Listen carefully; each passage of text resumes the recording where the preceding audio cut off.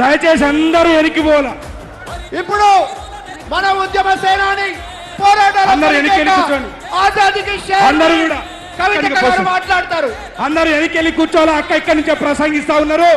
దయచేసి అందరూ వెనక్కి వెళ్ళండి. దయచేసి అందరూ వెనక్కి వెళ్ళండి. ఆ పాటలు బంద్ చేయండి అబ్బా, పాటలు బంద్ చేయండి. దయచేసి అందరూ వేదిక మీద కూర్చోవలసిందిగా విజ్ఞప్తి. తెలంగాణ రాష్ట్ర సేన, తెలంగాణ రాష్ట్ర సేన మనందరం కూడా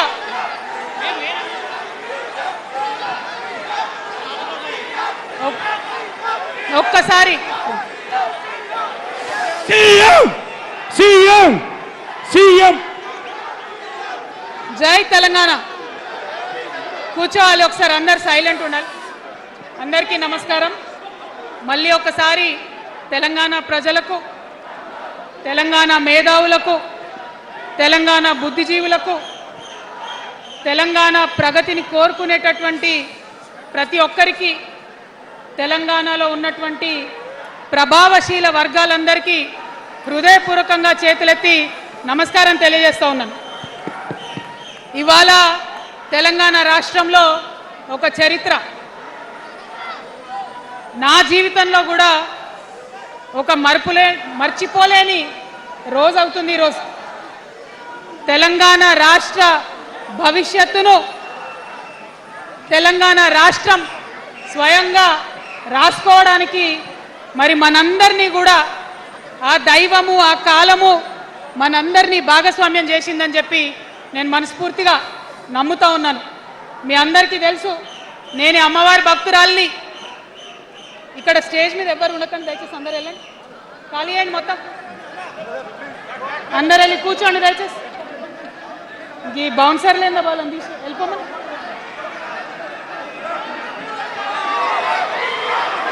జై తెలంగాణ.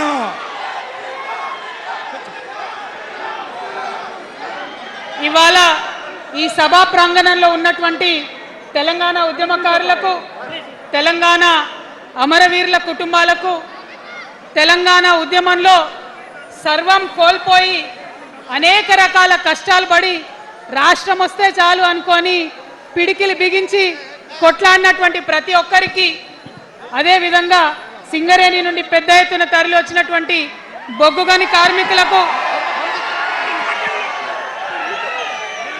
నాకు సింగరేణి చాలా ఇష్టం, కానీ కానీ కానీ మీకంటే మా ఆడబిడ్డలంటే నాకు ఇంకా ఇష్టం. ఈ సభలో ఉన్నటువంటి మా ఆడబిడ్డలకు ప్రత్యేకంగా నమస్కారం తెలియజేస్తున్నా. అదేవిధంగా అనేక మంది మా జెన్జీ వారియర్స్ వచ్చిండ్రు, మా యూత్ వచ్చిండ్రు, అందరికీ కూడా పేరు పేరున నమస్కారం.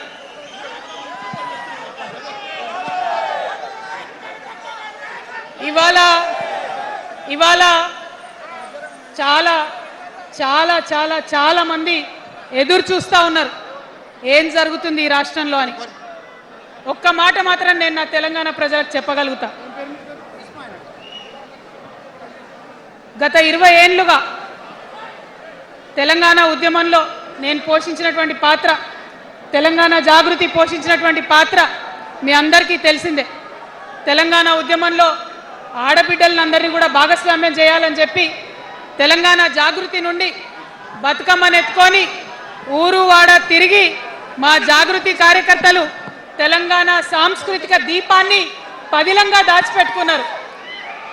మరి వారు దాచినటువంటి ఆ దీపం ఆనాడు చాలా చీకటిలో కాలరాత్రిలో కూడా ఒక కాగడాలాగా తెలంగాణ ఉద్యమకారులకు వెలుగునిచ్చింది.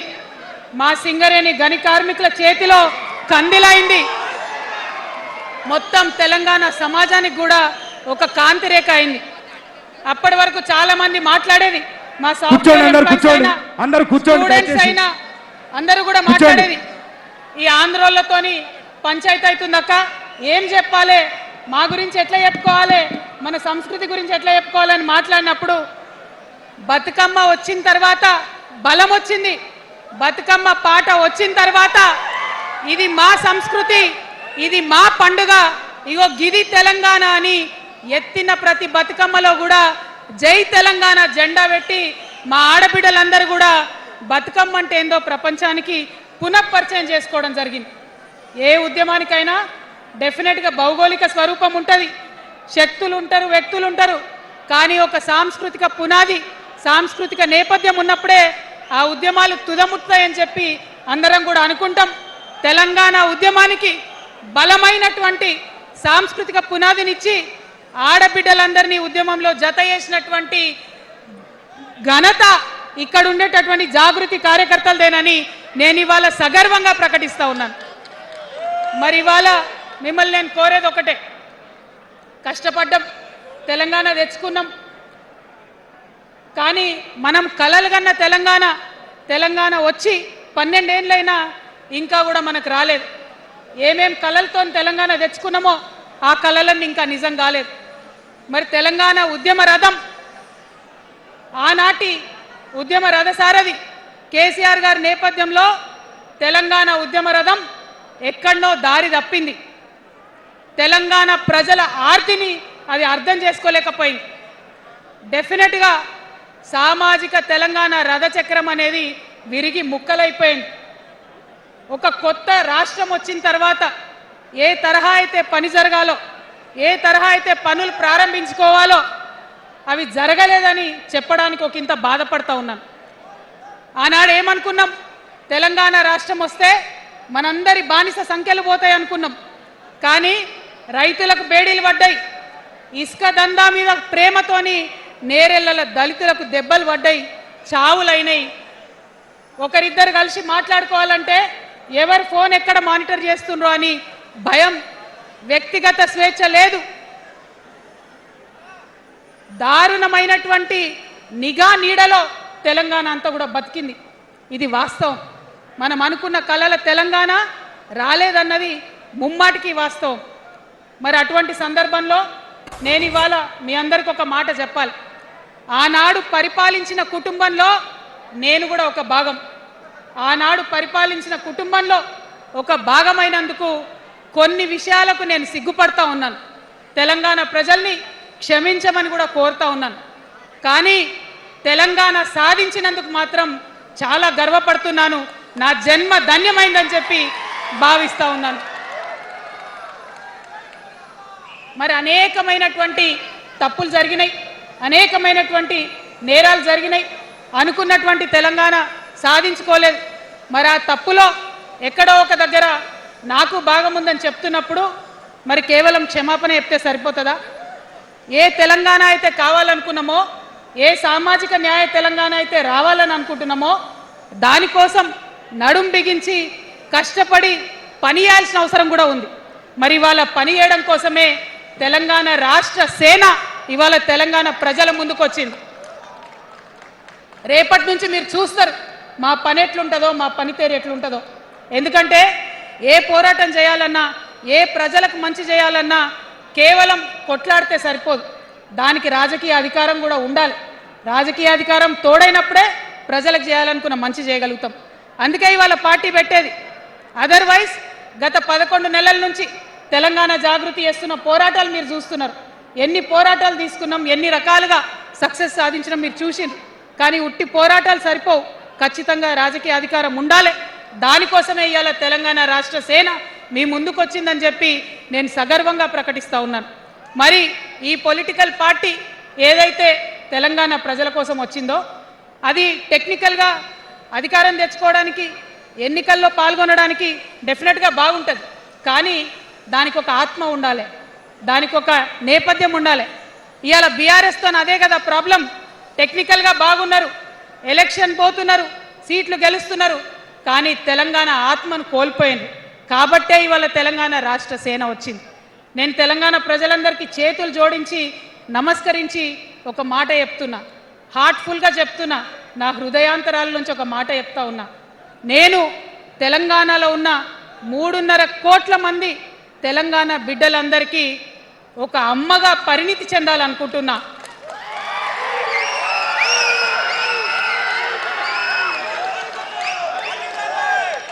ఎందుకంటే ఒక అమ్మతనంతో పరిపాలన జరిగినప్పుడే బిడ్డలకి ఏదైనా కష్టం వస్తే అమ్మ హృదయం బద్దలవుతుంది. అటువంటి దుఃఖంతో పరిపాలన జరిగినప్పుడే, అటువంటి సంవేదనతో పరిపాలన జరిగినప్పుడే, అటువంటి ఆర్తితో పరిపాలన జరిగినప్పుడే రాష్ట్రం ముందుకు పోతుంది, రాష్ట్రంలో ఉన్న ప్రజల కష్టాలు తీరుతాయి. ఇవాళ ఎన్నిసార్లు ఎన్ని రకాలుగా ఆలోచన చేసినా మన తెలంగాణ రాష్ట్రంలో అనేక రోజుల నుంచి, అనేక సంవత్సరాల నుంచి ఒక భూస్వామ్య వ్యవస్థ నడిచింది. మనకు తెలుసు, అనేక రకాల పోరాటాలు వచ్చినాయి. సమానత్వం కోసం ప్రయత్నం చేసినాం, పోరాడుతూనే ఉన్నాం. అది రైతాంగ సాయుధ పోరాటం కావచ్చు, ముల్కీ ఉద్యమం 1952 కావచ్చు, 1969లో తెలంగాణ ఉద్యమం కావచ్చు, తర్వాత వచ్చినటువంటి నక్సలైట్ ఉద్యమం కావచ్చు, అనేక సామాజిక ఉద్యమాలు, ఎందరో మంది మహానుభావులు, ప్రొఫెసర్ జయశంకర్ గారి దగ్గర నుంచి మొదలు పెడితే చాకల ఐలమ్మ గారు, దొడ్డి కొమరయ్య గారు, ఆరుట్ల కమలాదేవి గారు, రావి నారాయణ రెడ్డి గారు, సురవరం ప్రతాప్ రెడ్డి గారు, దాశరథి గారు, కాళోజీ గారు, నక్సలైట్ ఉద్యమంలో గద్దరన్న గారు, గణపతి గారు, మారోజు వీరన్న గారు, సాంబశివుడు గారు, ఇట్లా అనేక మంది పోరాటం చేస్తే అంతో ఇంతో సమానత్వం ఇప్పుడు వచ్చింది. మలిదశ తెలంగాణ ఉద్యమంలో కేసీఆర్ గారు, అట్లానే ప్రాణాలు ఇచ్చినటువంటి ఇషాన్ రెడ్డి గారు, యాదయ్య కావచ్చు, సువర్ణ కావచ్చు, అనేక మంది కొట్లాడితేనే ఇవాళ తెలంగాణ రాష్ట్రం వచ్చింది. వీరికన్నా ముందు మరి మీ అందరికీ తెలుసు, సమ్మక్క సారలమ్మ దగ్గర నుంచి మన దగ్గర సామాజిక ఉద్యమాలు నడిచినాయి. కొమరం భీమ్ కావచ్చు, సమ్మక్క సారయ్య కావచ్చు, సారలమ్మ కావచ్చు, షోయబుల్లా ఖాన్ కావచ్చు, మగ్దూం మొయ్యుద్దీన్ కావచ్చు, ఇట్లా అనేక మంది కొట్లాడితే కొంచెం సమానత్వం వచ్చింది. కొండా లక్ష్మణ్ బాపూజీ గారిని తెలుసుకోవాలి, పండుగ సాయనని తెలుసుకోవాలి, సర్వాయి సర్దార్ పాపన్న గౌడ్ని తెలుసుకోవాలి. ఇట్లా అనేక మంది కొట్లాడి, పంతు నాయక్ గారు ఉన్నారు, మరి ఇట్లా ఆదివాసీ వీరులు అనేక మంది ఉన్నారు, బియ్యాల జనార్దన్ రావు ఉన్నారు, ఆదివాసీల కోసం కొట్లాడినటువంటి బిడ్డ. వీరందరినీ కూడా వారి స్ఫూర్తిని తీసుకుంటాం. రాజ్యాంగబద్ధంగా రాజకీయ శక్తితోని పోరాటాలు మిళితం చేసి, ప్రజా పోరాటాలు మిళితం చేసి మనం కలలుగనేటటువంటి సామాజిక న్యాయ తెలంగాణను సాధిస్తామని మళ్ళొకసారి సగర్వంగా ప్రకటన చేస్తూ ఉన్నాం. మరి వాళ్ళ తెలంగాణ రాష్ట్ర సేన మీ ముందుకొచ్చిందంటే ఉట్టిగానే రాలే. తెలంగాణలో ఏం జరుగుతుందో ఒకసారి తెలుసుకోవాలి, మనం ఆలోచన చేసుకోవాలి, అర్థం చేసుకోవాలి. ఎన్ని పార్టీలు ఉన్నాయి? 3 పార్టీలు ఉన్నాయి. భారతీయ జనతా పార్టీని తీసుకుందాం. ఆ బీజేపీ అనే పార్టీకి అసలు తెలంగాణ ఏర్పాటే ఇష్టం లేదు, తెలంగాణ ఏర్పాటు అవడమే ఇష్టం లేదు. అందుకే వాళ్ళ అగ్రనాయకత్వం అంతా కూడా ఏం మాట్లాడతారు? తల్లిని చంపినరు, పిల్లని బతికించారు అని ఒకలంటారు, ఇంకొకరు ఏమంటారు? నిన్ననే ఒక తలకాయ లేని ఎంపీ, మెడకాయ మీద తలకాయనే లేదు ఆయనకు, ఏమన్నాడు ఆ ఎంపీ? ఇండియా పాకిస్తాన్ విడదీసినట్టట, ఆంధ్ర తెలంగాణను విడదీసిరట. మరి వాళ్ళ అగ్రనాయకత్వం ఇన్ని మాటలు అంటుంటే మన ప్రాంతంలో ఉన్నటువంటి భారతీయ జనతా పార్టీ బానిస ఎంపీలు ఎవరైతే ఉన్నారో ఒక్క మాట కూడా వాళ్ళు మాట్లాడరు. ఫెడరల్ స్ఫూర్తికి విరుద్ధంగా రాష్ట్రం ఏర్పాటు అయిన తర్వాత 7 మండలాలు మనకి గుంజుకుంటే పార్లమెంట్లో పల్లీకులు ఇస్తారు, కానీ ఆ ఎంపీలు ఒక్క మాట కూడా మాట్లాడరు. మనకు 8 రూపాయలు ఇవ్వకపోతే ఆ ఎంపీలు ఒక్క మాట మాట్లాడరు. విభజన హామీలు ఇవ్వకపోతే ఆ బీజేపీ బానిస ఎంపీలు ఒక్క మాట కూడా మాట్లాడరు. అంతేకాకుండా సామాజిక న్యాయం అనేటటువంటి ఒక కాన్సెప్ట్కే బద్ద వ్యతిరేకి భారతీయ జనతా పార్టీ. అందుకే ఏం చేస్తున్నారు? మహిళా బిల్ అయితే మోసం, 2 సార్లు పాస్ చేసిర్రు, దాన్ని మొత్తానికే పక్కన పెట్టేసిండ్రు. బీసీ బిల్లు ఇక్కడికి వెళ్ళి పంపిస్తే దాన్ని తొక్కిపెట్టిండ్రు. కులగణన వేస్తామన్నారు, దాన్ని తొక్కిపెట్టిండ్రు. అత్యంత పేదవాళ్లకు సమాజంలో 2 బుక్కల అన్నం పెట్టేటటువంటి ఉపాధి హామీ పథకం ఉంటే కూడా దాన్ని కూడా మొత్తానికి బంద్ చేసి పెట్టిండ్రు. అయినా కూడా ఈ బీజేపీ బానిస ఎంపీలు ఒక్క మాట కూడా మాట్లాడరు, కనీసం పెదవులు తెరవరు. నేను ఇవాళ బీజేపీ ఎంపీలను డిమాండ్ చేస్తున్నా, సవాల్ చేస్తా ఉన్నా, మీరు తెలంగాణ తల్లి బిడ్డలైతే కనీసం భద్రాచలం దగ్గర ఒక 5 గ్రామాలు ఉన్నాయా, ఆంధ్రాలకు పోయినాయి, అవి పోతే మన రాముడి గుడి మునిగిపోతుంది. పోలవరం నిండితే భద్రాచలం మొత్తం కూడా నీళ్ళు వచ్చేటటువంటి పరిస్థితి ఉన్నది. మీకేమన్నా సిగ్గు ఎగ్గు ఉంటే తెలంగాణ తల్లి బిడ్డలైతే 8 మంది బీజేపీ తెలంగాణ ఎంపీలను ఛాలెంజ్ చేసి అడుగుతా ఉన్నా, ఆ 5 గ్రామాలను మీరు వాపస్ తెలంగాణకు పట్టుకరండి. మేం మాట్లాడినాం, జాగృతి నుండి మాట్లాడినాం, ఆంధ్ర వారికి లేఖ రాసినాం, కేంద్రానికి లేఖ రాసినాం. మరి మీరేం చేస్తున్నారయ్యా? రాముడి గుడి ఇక్కడ భద్రాచలం రాముడు కాదా? ఆయన గుడి మునిగిపోయినా మీరు మాట్లాడరా? నేను సవాల్ చేస్తా ఉన్నా భారతీయ జనతా పార్టీ ఎంపీలకు, ఖచ్చితంగా మీరు 5 గ్రామాలను తెలంగాణకు తీసుకురావాలి. ఇక బీఆర్ఎస్ పార్టీ ఉంది, ఇంకో పార్టీ. ఏముంది ఆ పార్టీలో? మొట్టమొదటి ప్రభుత్వం వచ్చింది, తొట్టతల్లి ముఖ్యమంత్రి గారు అయినరు. మంచి సాలు తీయాల్సి ఉండే, అది సామాజిక న్యాయానికి కావచ్చు, ఒక ప్రణాళిక కావచ్చు. 3 ముఖ్యమైన అంశాలతో తెలంగాణ తెచ్చుకున్నాం: నీళ్లు, నిధులు, నియామకాలు. ఏం చేసింది బీఆర్ఎస్ పార్టీ? నీళ్ల కోసం 10 సంవత్సరాలలో 1,89,000 కోట్ల రూపాయలు ఖర్చు పెట్టింది. 1,89,000 కోట్ల రూపాయలు ఖర్చు పెట్టి ఎన్ని ఎకరాలకు నీళ్ళు ఇచ్చిందంటే 14 లక్షల ఎకరాలకు నీళ్ళు ఇచ్చింది. అందులో 2 పెద్ద ప్రాజెక్టులు, ఒకటి పాలమూరు, ఇంకోటి కాళేశ్వరం. ఆ రెండిటికి కలిపి 1,21,000 రూపాయలు ఖర్చు పెట్టింది. ఎన్నిటికి నీళ్ళు ఇచ్చిరాయా? ఎన్ని ఎకరాలకంటే 1,00,000 ఎకరాలకు నీళ్ళు ఇచ్చింది. ఈ మాట బాధతో చెప్తున్నా. నేను కూడా బీఆర్ఎస్ అప్పుడున్న టీఆర్ఎస్కి నేను కూడా నా రక్తాన్ని, నా చెమటని, నా సమయాన్ని కుటుంబంతో, పిల్లలతో గడపాల్సిన టైంలో టీఆర్ఎస్ పార్టీ బలోపేతానికి పనిచేసిన వ్యక్తినే నేను కూడా. ఆనాటి కేసీఆర్ వేరు, ఇప్పటి కేసీఆర్ వేరు. ఆనాటి కేసీఆర్కి తెలంగాణలో చేనేత కార్మికులు చచ్చిపోతుంటే భిక్షాటన చేసిన కేసీఆర్ ఆనాటి కేసీఆర్. ఇయాలటి కేసీఆర్ మారిన మనిషి, మనిషి, మన మనిషి కాదు. ఏమైంది ఇయాలటి కేసీఆర్కి? హైడ్రాల ఇల్లు కూలిపోతుంటే అరుస్తున్నారు, అన్నా ఎక్కడున్నావు రా? వచ్చిండ్రా? రాలే. వెలుగుమట్ల ఇల్లు కూలితే వచ్చిండ్రా? రైతులకు వర్ష బీభత్సమై మొత్తం పొలాలు మునిగిపోతే వచ్చిండ్రా? చేవెళ్ళ దగ్గర బస్ యాక్సిడెంట్ అయితే వచ్చిండ్రా? ఎక్కడ చిన్న కష్టం వచ్చినా ప్రజలకు ఆ సారు రారు. ఎందుకంటే ఆయన మారిన మనిషి, మనిషి, గుంటనెక్కల తోడేళ్ల చేతిలో ఖైదీ అయినటువంటి మనిషి, మన మనిషి కాదు. బాధతో, దుఃఖంతో, ఆవేదనతో చెప్తున్న మాట, సంతోషంతో చెప్తలేని ఈ మాట నేను. అట్లాంటి కేసీఆర్ ఎట్లా ఉండే ఒకప్పుడు? అదే ఆర్డీఎస్ అంతా పాదయాత్ర చేసి నా తెలంగాణకు నీళ్లు కావాలని అడిగినారు. ఇవాళ మరి 10 ఏళ్ళ అధికారం ఉంటే పాలమూరు రంగారెడ్డి ప్రాజెక్టు కోసం 10 ఏళ్లలో ముందుకు పోతలేదంటే, ఎవరన్నా తెలంగాణ పట్ల ప్రేమ ఉంటే, పాలమూరు పట్ల ప్రేమ ఉంటే, కృష్ణా నీళ్లు వాడుకోవాలంటే మన కేసీఆర్ అయి ఉంటే ఆ పాలమూరు రంగారెడ్డి ప్రాజెక్ట్ కాడ కూర్చేసుకొని అది కట్టిస్తుండే. ఏం చేసినారు మారిన కేసీఆర్ గారు? పంజాబ్ పోయినరు, గుజరాత్ పోయినరు, బీహార్ పోయినరు. మేము మొత్తం రాష్ట్రంలో పీక్ కట్టలు కట్టం, నేషనల్ పార్టీ పెడతామని పోయినరు తప్పితే తెలంగాణ ప్రజలను పట్టించుకోలేదు. పట్టించుకుని ఉంటే, కేంద్రంతో గొడవ పెట్టుకోకుండా ఉంటే ఇవాళ పాలమూరు రంగారెడ్డి పారకపోతుండేనా? నేను అడుగుతా ఉన్నా స్ట్రేట్గా. ఇన్ని రోజులు నేను ఎన్ని మాటలు మాట్లాడినా బీఆర్ఎస్ పార్టీ నాయకులు ఒక్కరు కూడా బయటకు వస్తలేరు, సమాధానం చెప్తలేరు. దీనికి మీరు సమాధానం చెప్పకపోతే ప్రజలే మిమ్మల్ని బయటకు లాగి సమాధానం చెప్పేటట్టు చేస్తారని కూడా ఈ సందర్భంగా నేను తెలియజేస్తా ఉన్నా. ఒకటే మాట అడుగుతున్నా, మన కేసీఆర్ అయి ఉంటే ఆనాడు తెలంగాణ బిడ్డలు కష్టపడితే బయటకు వచ్చి నా బిడ్డలకు ఇబ్బంది అవుతుందని కొట్లాడిన వ్యక్తి, సింగరేణి గనిలో ఒక కార్మికుడు చనిపోతే అక్కడి దాకా పోయి చూసి వచ్చినటువంటి వ్యక్తి. మరి తెలంగాణ వచ్చినాక ఏమైందా ప్రేమ? అధికారం ముందు మమకారం తగ్గిపోయిందా? ఏం జరిగిందని నేను అడుగుతా ఉన్నా. ఎందుకు ఈ మాట చెప్తా ఉన్నా అంటే, ప్రేమ నాకు కూడా ఉంది.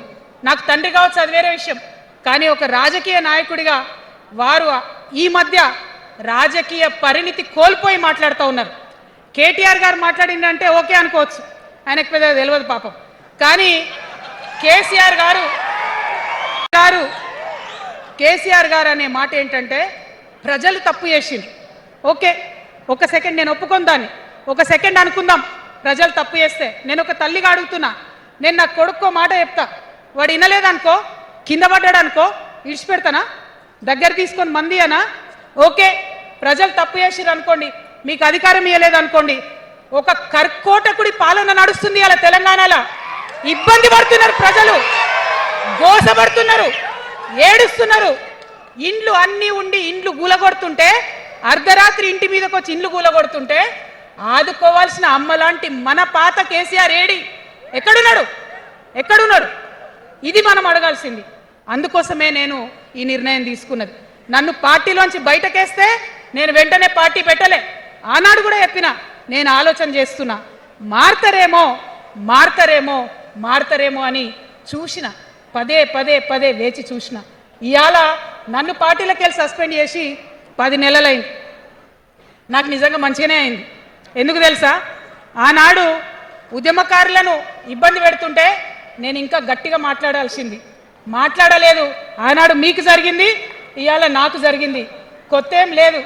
కేసీఆర్ కోసం, టిఆర్ఎస్ పార్టీ కోసం, ఆనాడు తెలంగాణ ఉద్యమం కోసం ఇండ్లు అమ్ముకొని భూములు అమ్ముకొని ప్రతి ఊర్లో టిఆర్ఎస్ కండువా వేసుకొని పోరాటం చేసినటువంటి కార్యకర్తలు ఎక్కడున్నారు ఇవాళ? ఒక్క గుళ్ళ మెంబర్ ఇయర్ రాలేదా? ఒక్క గుడి చైర్మన్ ఇయర్ రాలేదా?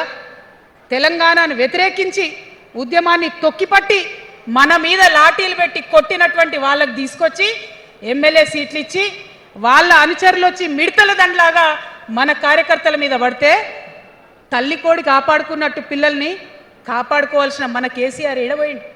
వచ్చిందా ఎవరికన్నా పదవులు? ప్రతి సంవత్సరం రాష్ట్రం మొత్తంలో పోస్టులు నింపితే 6,000 పైచిలకు నామినేటెడ్ పోస్టులు వస్తాయి తెలుసా?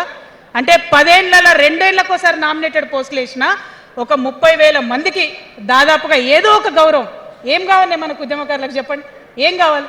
కండువా వేసుకొని పిచ్చోళ్ళ లెక్క తిరిగినందుకు, మన ఇంటోళ్ళని ఇడిచిపెట్టి తిరిగినందుకు ఇంత మర్యాద కావాలి.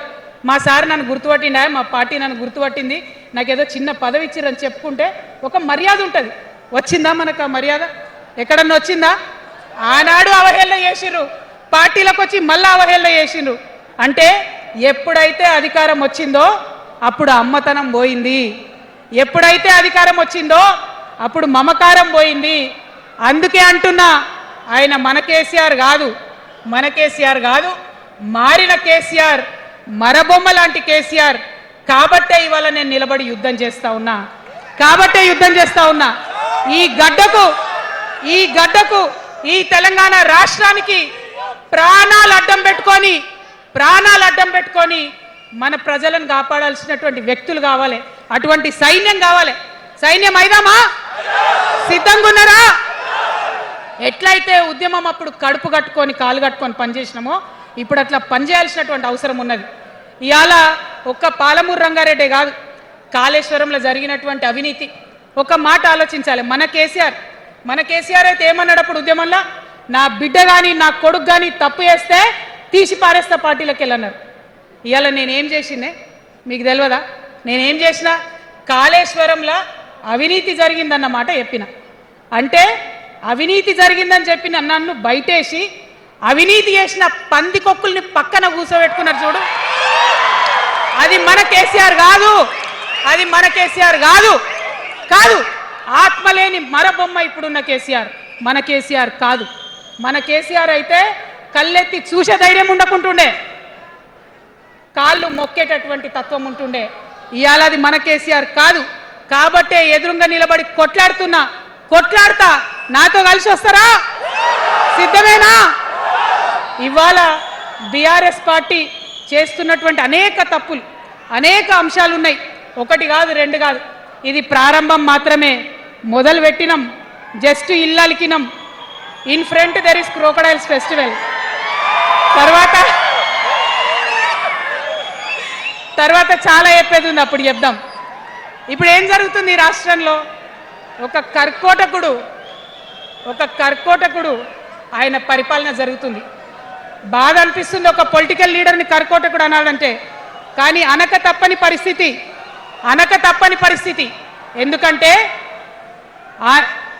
ఎందుకంటే మొన్న ఖమ్మంలో వెలుగుమట్లలో అన్ని పర్మిషన్స్ ఉన్నాయి, అన్ని కాయిదాలు ఉన్నాయి.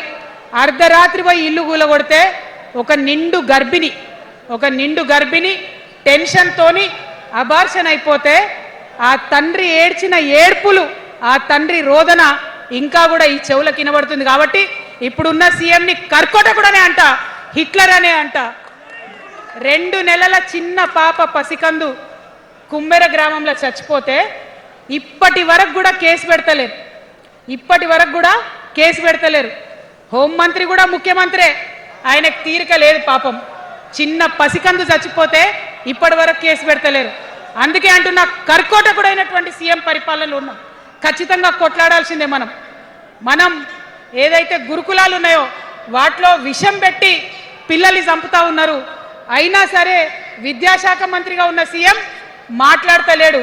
అందుకే కర్కోటకుడు అంటా ఉన్నాం, అందుకే హిట్లర్ అంటా ఉన్నాం.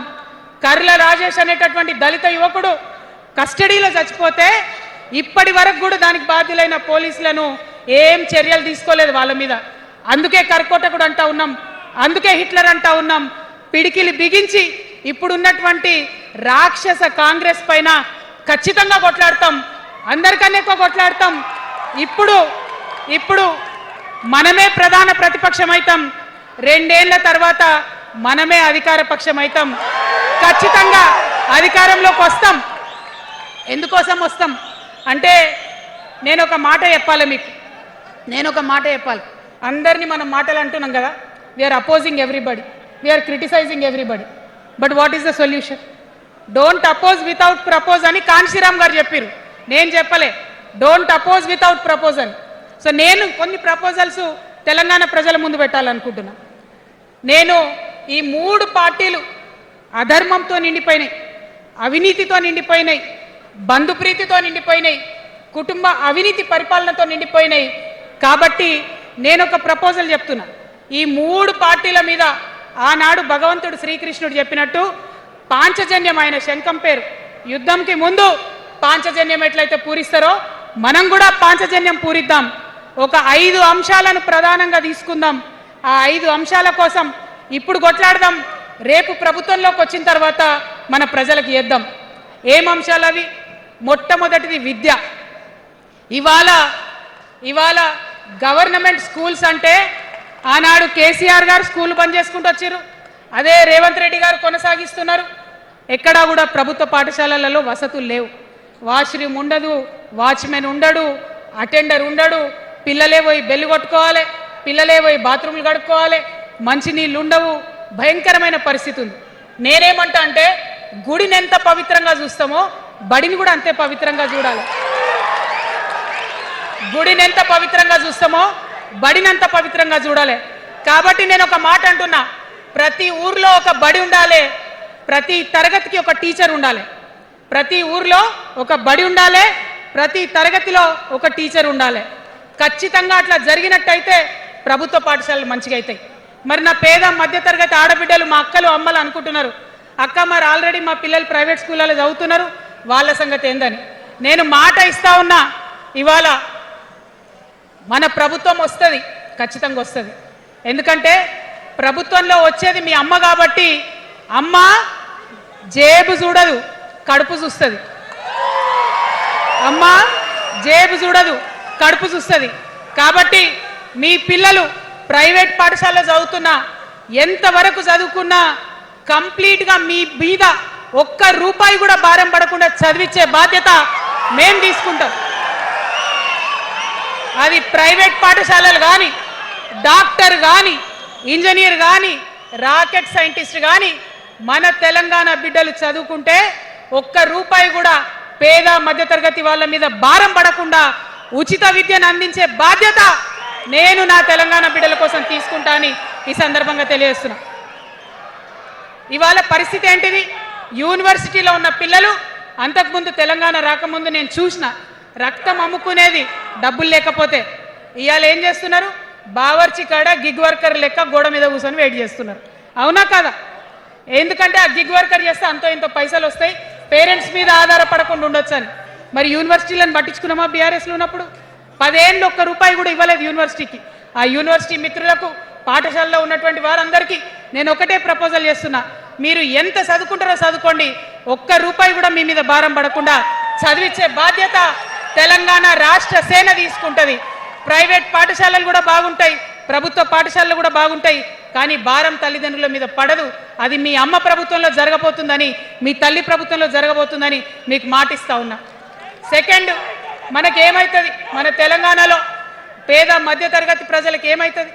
ఎవరన్నా ఇంట్లో రోగం వస్తే, ఒక యాక్సిడెంట్ అయితే ఇల్లు గుల్లవుతుంది.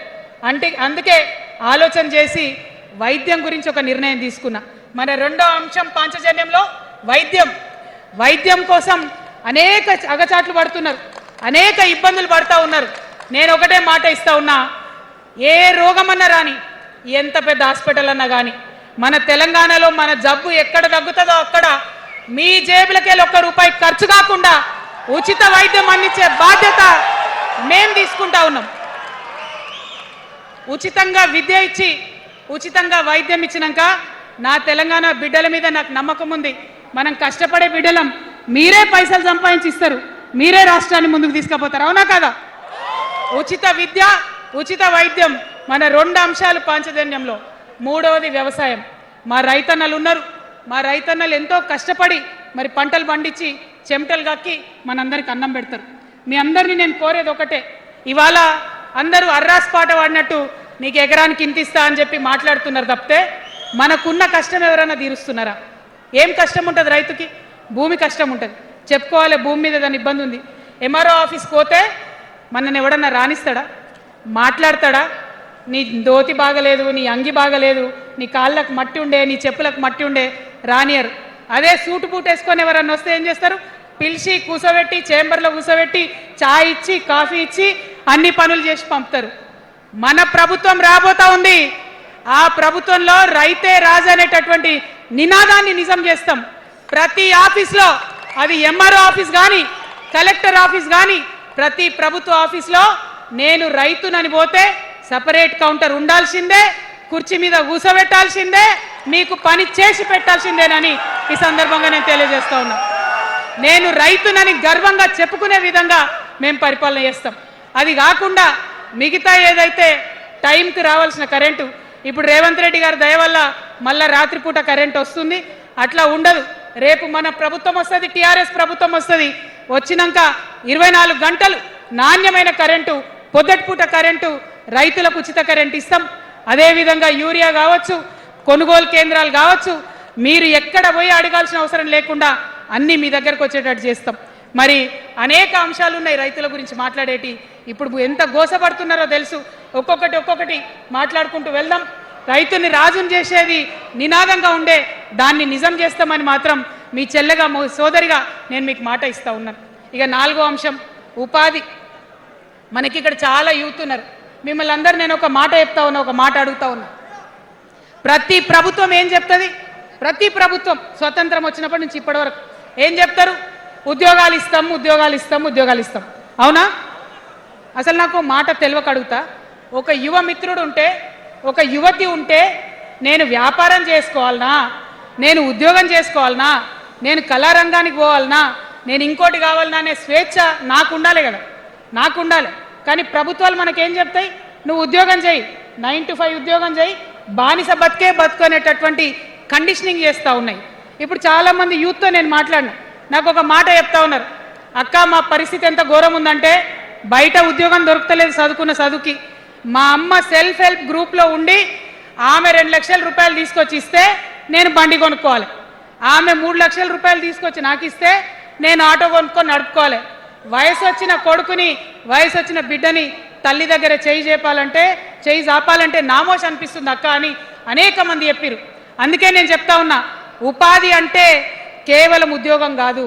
ఉపాధి అంటే మన ప్రభుత్వంలో, రేపు రాబోయేటటువంటి మీ అమ్మ ప్రభుత్వంలో 2 లక్షల రూపాయల నుంచి మొదలు పెడితే 20 కోట్ల రూపాయలకు కూడా మనము మీ వ్యాపారానికి సంబంధించిన ఐడియాతో మీరు వస్తే బ్యాంకులతో సంబంధం లేకుండా నా యువకులను, నా యువతులను నమ్మి ఆ లోన్ డైరెక్ట్గా మీకు ఇవ్వడం జరుగుతుంది. ఎందుకోసం ఈ మాట చెప్తా ఉన్నా అంటే, మన తెలంగాణ బిడ్డలకు మంచి సృజనాత్మకత ఉంది, ఆలోచించే శక్తి ఉంది, కష్టపడే తత్వం ఉంది. ఇవన్నీ కూడా మంచి వ్యాపారవేత్తలకు ఉండేటటువంటి లక్షణాలు. కానీ వచ్చినటువంటి ఏ ప్రభుత్వాలు కూడా మనకు చేయూతనియ్యలే. ఖచ్చితంగా నా యూత్ని నేను నమ్మాలనుకుంటున్నా, నా యూత్కి నేను డబ్బులు ఇవ్వాలనుకుంటున్నా. వాళ్ళ చేతిలో డబ్బులు పెట్టి వాళ్ళు ఇంకెంత సంపాదన నా తెలంగాణ రాష్ట్రానికి ఇస్తారో చూడాలని నేను అనుకుంటున్నా. యూత్ ఎంపవర్మెంట్ గ్రూప్స్ తయారు చేస్తాం. 2 lakhs to 20 crores వరకు డైరెక్ట్గా గవర్నమెంటే ఉండి మీకు లోన్స్ ఇస్తాం.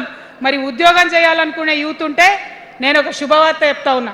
బాగా లెక్క పెట్టినాం, మీకు తెలుసు. నేను ఏది స్టడీ చేయకుండా చెప్ప, ఆగమాగం మీద అసలే చెప్ప. నేను స్టడీ చేసిన దానికి ఏంటంటే ఎవరైతే ఉద్యోగం చేయాలనే యూత్ ఉంటారో వాళ్ళకి మొదటి సంవత్సరమే మన గవర్నమెంట్ వచ్చినాక 4 లక్షల ఉద్యోగాలు ఒకటేసారి సింగిల్ నోటిఫికేషన్తోని ఇచ్చి తీర్థం.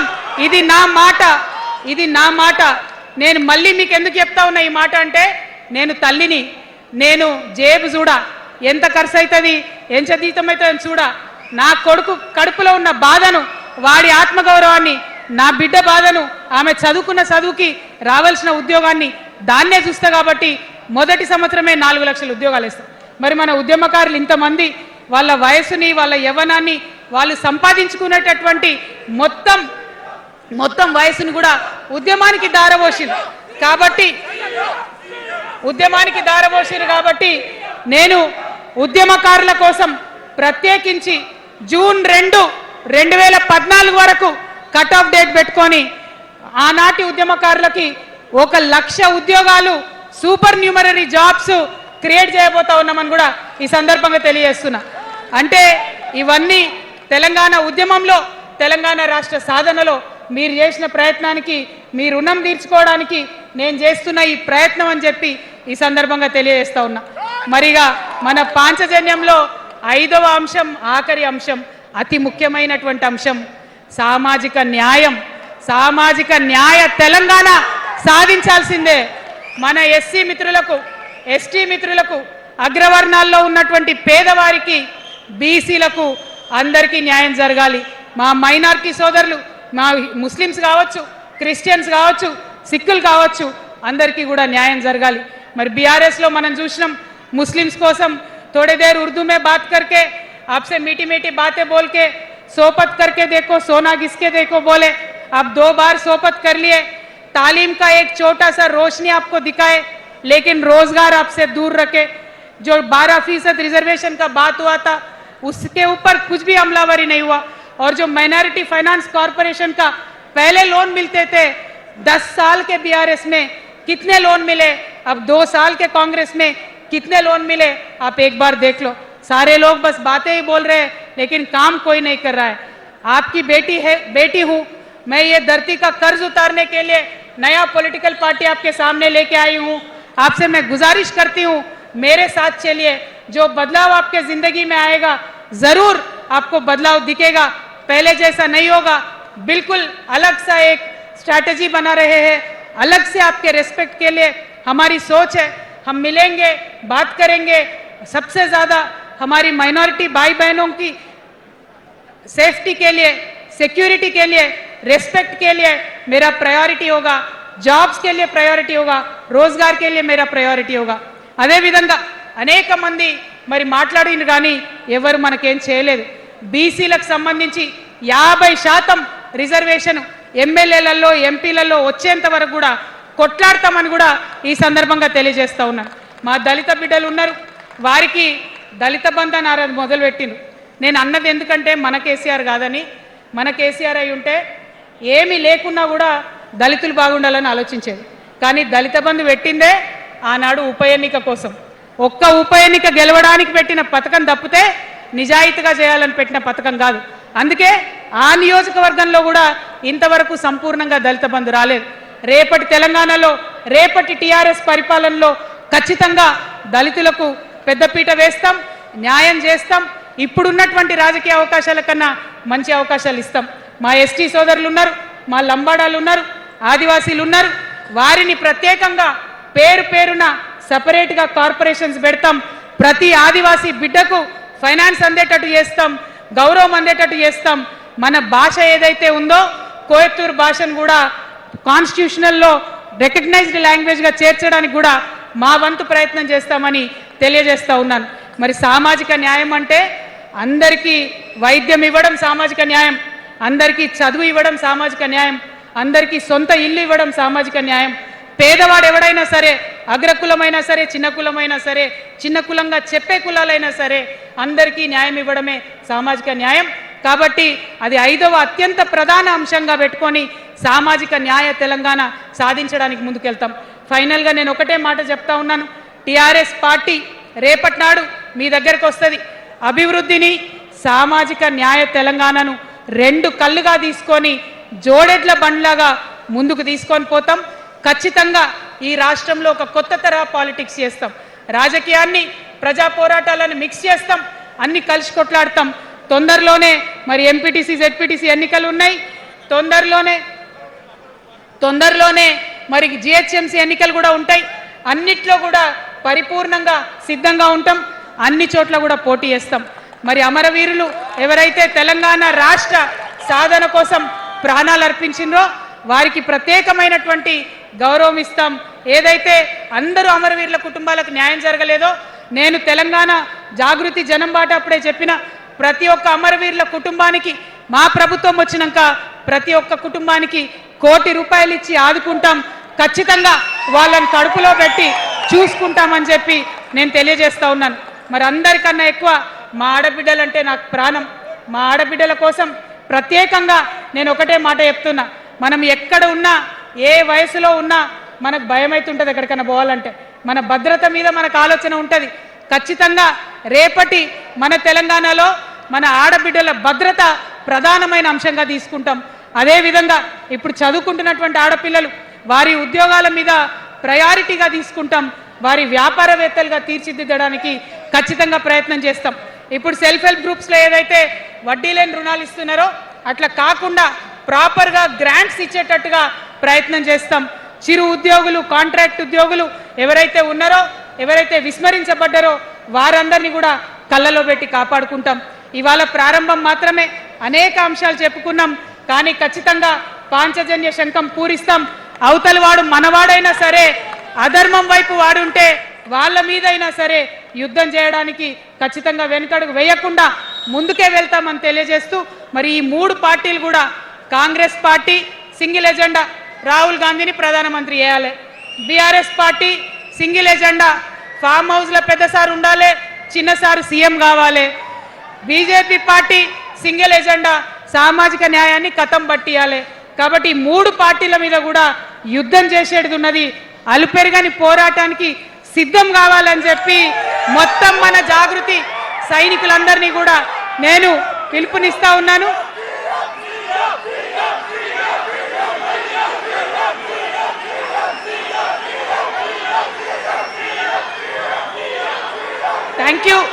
Thank you. జై తెలంగాణ, జై తెలంగాణ. జోహార్ తెలంగాణ విద్యార్థి అమరవీరులకు, జోహార్ తెలంగాణ విద్యార్థి అమరవీరులకు, జోహార్ తెలంగాణ అమరవీరులకు.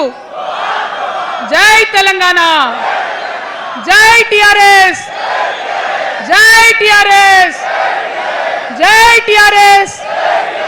టిఆర్ఎస్ అంటే జిందాబాద్ అనాలి. TRS, TRS, TRS.